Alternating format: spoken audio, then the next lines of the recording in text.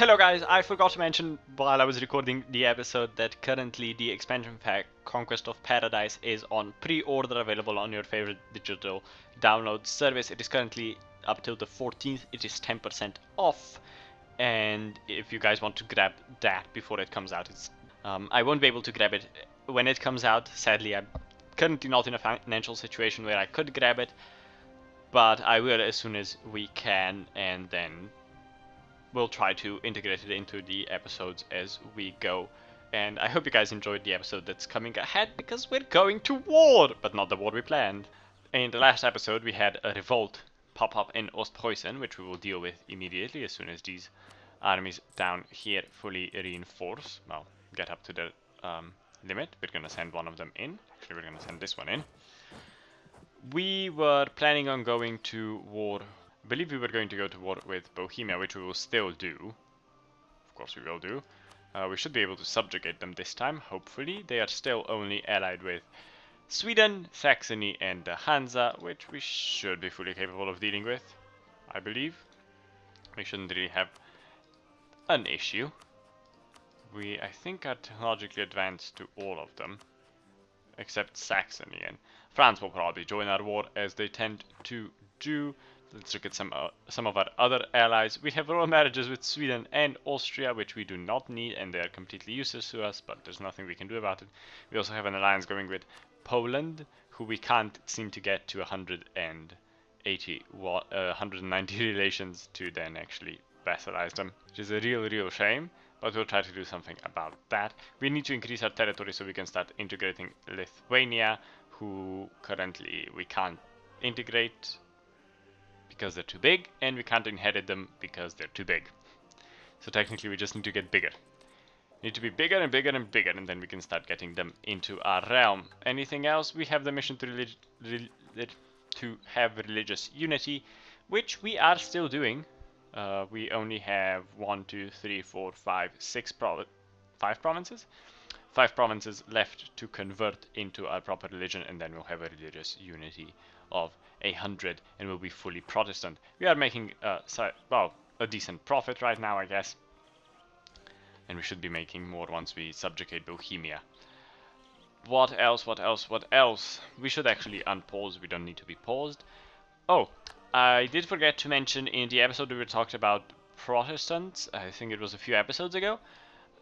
I forgot to mention one edict which affected Protestants in Europe, which was the Edict of Potsdam, which was accepted on the 29th of October 1685, which is a bit later than our time period, but it doesn't really matter.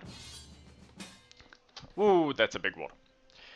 And what it did was that it was a response to the Edict of Fontainebleau, which was an edict that nullified the Edict of Nantes in France. The Edict of Potsdam was put into effect by Frederick William, the Elector of Brandenburg and Duke of Prussia. I think he was called the Great Elector.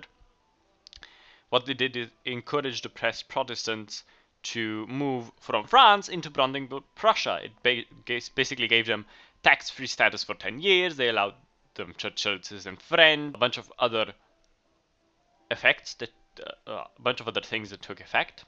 In the end, grew the economic power and stability of Brandenburg, Prussia, because there were a huge amount of immigrants, not only from France, but also from Bohemia and Russia and other places where Protestants were oppressed. So there was a lot of moving into Prussia at that moment. Now, we are called into war, apparently, against Austria in the French conquest of Breda, Breda is a part of the Netherlands, and currently France is winning. France, Liège, Trier and Münster, and it would bring us into a war against Austria, Netherlands, Denmark, Thuringia, Hansa, Saxony, Milan and the Papal State. This war does not seem too good. Let us quickly take a look at what the Austrian manpower is. 54,000. Anyone else gonna have a huge army that Hungary has 25,000, but Hungary is probably behind in tech. Yeah, they're behind in tech a bit. Milan has a few thousand men, 18,000 over here. Netherlands have 17,000. Well, it depends who the leader of the war is, which is also something we can check here in the ledger. Current wars. Oop.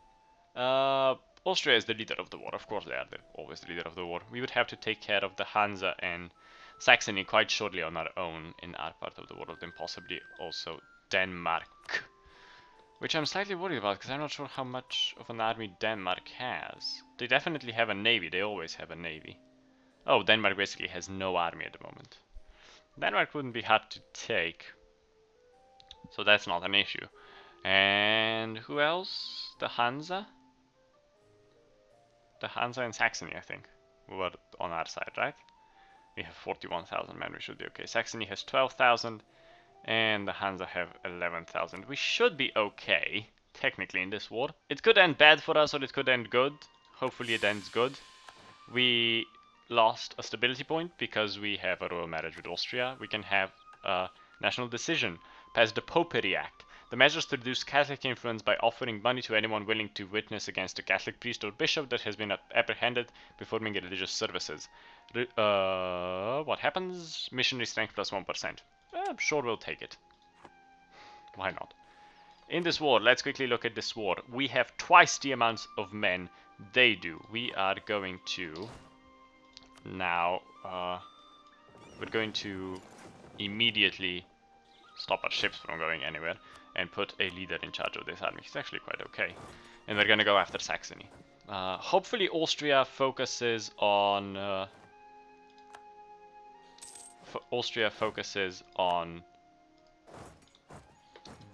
the French instead of us, because I can't deal with Austria's power, but I can definitely deal with the Hansa and Saxony. Now, we were going to go to war in this episode anyway, so oh well. Might as well be this war. We might actually be able to get some stuff out of them if we're lucky, and go occupy Saxony. There's a French navy over here. Let's see. We could help. Don't know how much help we would be, but we can try. Doesn't hurt to try, right? And we'll occupy things over here and actually run away from Austria, apparently. That will be our goal. We lost the battle of Storchenwald. So you're gonna go occupy Holstein instead and leave Saxony alone for now. The French are doing something really stupid around here. Bohemia joined Saxony in a war against Munster. Oh, the French might have an advantage, a slight advantage, ever so slight advantage. We've improved the relations with Hesse in the meantime. Breda has been taken, so that will give us some war score. The French are actually winning this battle over here, which is surprising. They're not winning by much, but they are winning. So we're actually going to take...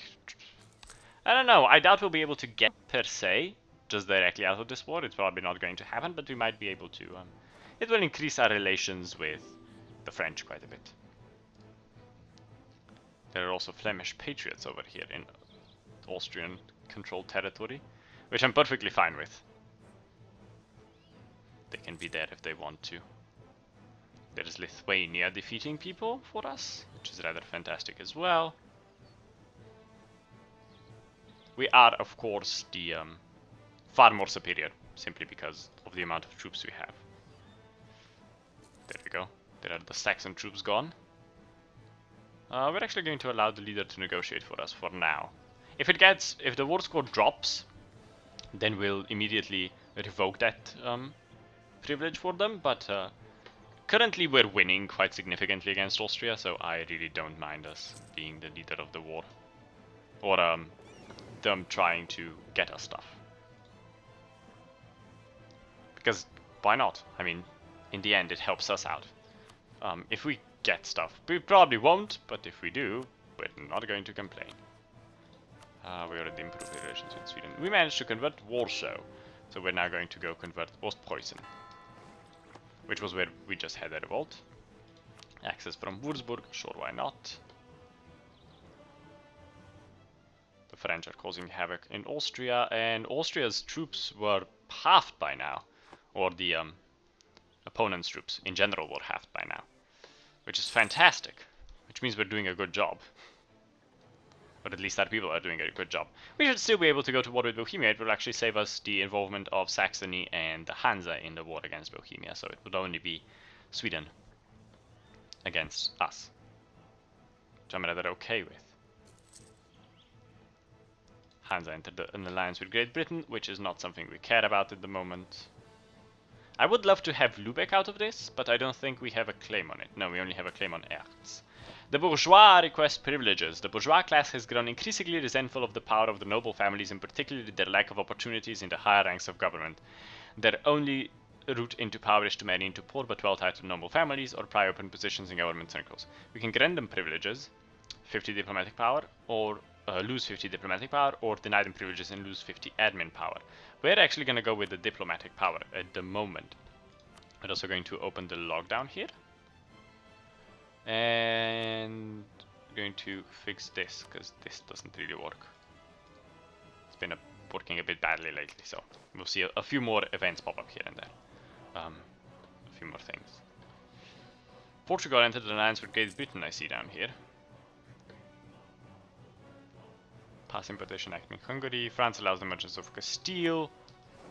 We have successfully taken Lübeck. We are now going to move into Hamburg and continue our sieges there. France refuses merchants of Castile again, and Sweden of Lithuania. We can have a new idea. We're not going to go with the new military technology because it's simply too far away at the moment, but we can have this new idea which gives us 4 defense, and we'll also get the infantry combat ability plus 25%. So we're going to take defensive mentality. Defensive mentality. There are those who think that attack is the best form of defense, but that is foolish. Let them come to us and then hit them on the counter. Our troops will defend tenaciously and our fortresses will hold out for longer. We also took the siege of Holstein, so we're now... No, you stay in Hamburg. You move into Stade. And we got the goose step as well.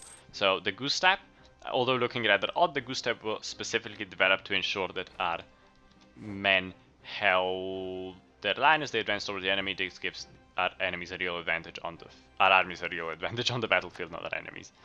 And the Hansa noble treaties with Great Britain paid 71 ducats. Well then, we shall move into securing Saxony then.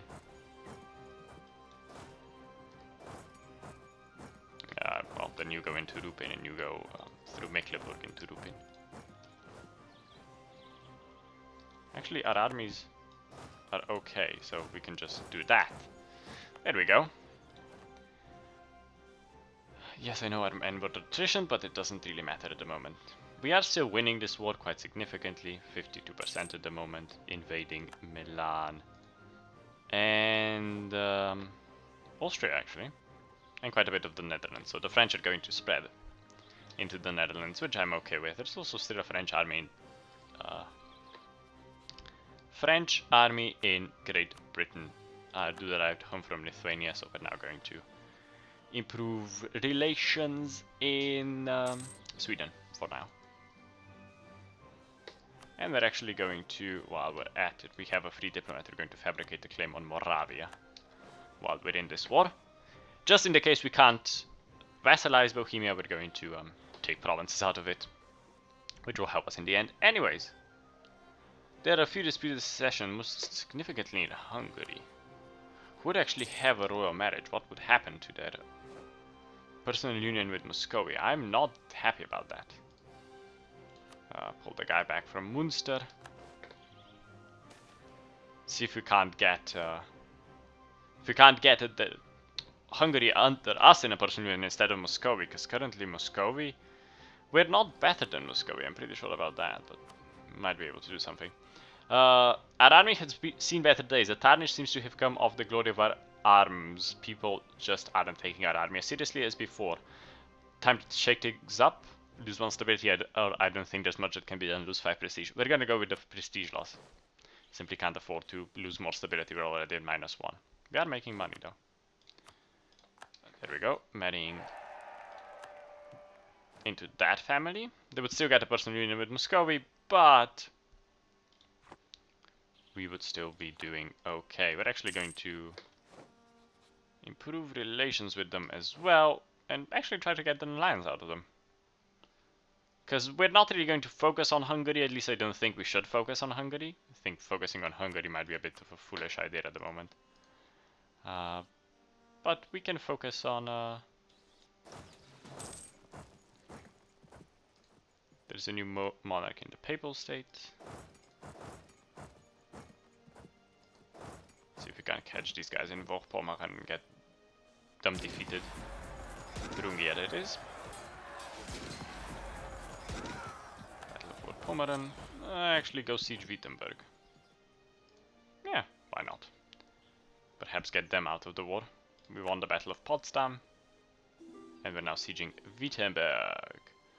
Hungary wants an alliance. I'll take an alliance from Hungary actually at the moment. They don't have an army, just as far as I can see, but they might have some somewhere in Milan. Czech patriots in Oberlausitz and Niederlausitz. I know. We might have to feed those provinces to Bohemia once we vassalize them. Because they are Czech and they're not of our religion. Which is a bit annoying. Well, they are of our religion, but they're Czech, so they're providing some issues. Actually, Niederlausitz isn't our religion. Still Catholic.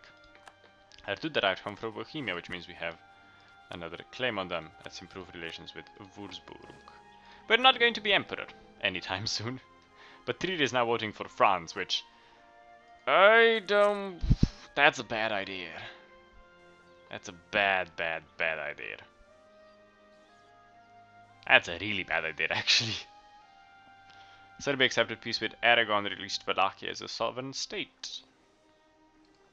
Which means that Serbia is a lot smaller. I'm surprised the Ottomans aren't going after Serbia, though.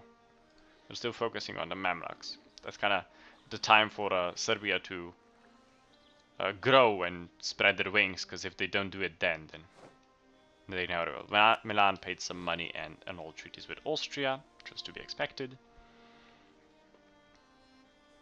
Saxony is now the only one left in this war, I think, that really has any power. Yeah, Saxony. We could have technically peace out with Austria. I don't think we would be able to get anything, but we could. I don't think we actually have any points at the moment, simply because we don't control anything. So we can't really peace out with Austria, can we? We're losing money again. This isn't surprising, but I want this war to end kind of quickly, or at least shortly. Venice entered the alliance with Serbia. We took Wittenberg and Lauenburg, which is fantastic. So we're gonna move our people into Niederlausitz now, just so that we can defeat these rebels. We won the battle of Niederlausitz and now Oberlausitz as well.